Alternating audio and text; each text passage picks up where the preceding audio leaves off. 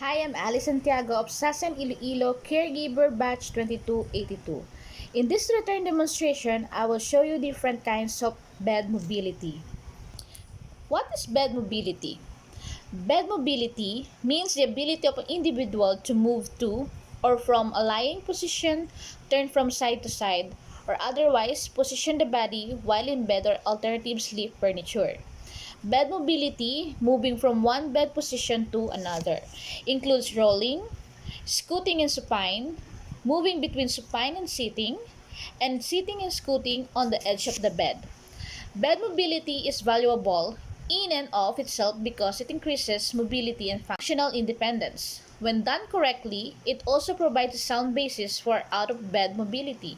Note that the techniques for bed mobility can also be used on mats, plinths, or other similar surfaces.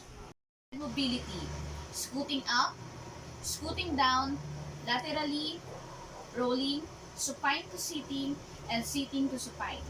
Scooting up in bed. While lying in the supine position, have the patient flex their hips and knees and flex their feet close to their bottom. This is called the hook line position. Have the patient have the patient leave head, press their elbows and feet into the bed to elevate and support the hips to avoid skin tears. While scooting, have the patient straighten their legs to propel the body up the bed.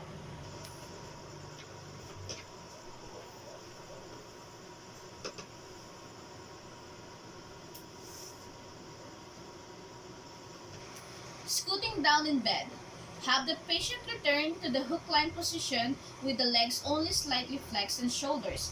Head lifted and supported by elbow and forearms. Have the patient press down with both heels and move the hips down the bed, causing both knees and hips to flex. Have the patient return to supine position.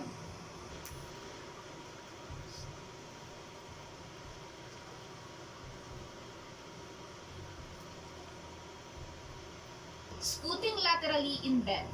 Have the patient go from supine to hook line position and instruct the patient to push down with both feet and elbows to lift the hips up, over and down. Have the patient lift the upper body and head and move in the same direction followed by the feet.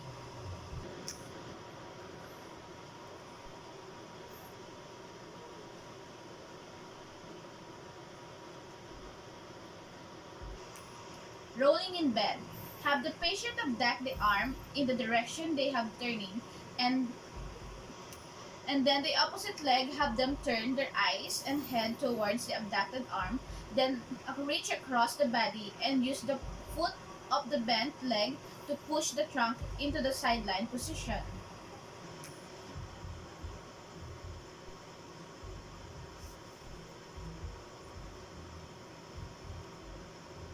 Supine to sitting in bed.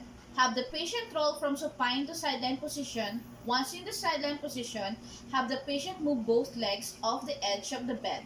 Have the patient then push down through the left hand and right elbow, extending the elbow and shoulder while lifting the upper torso to a full sitting position.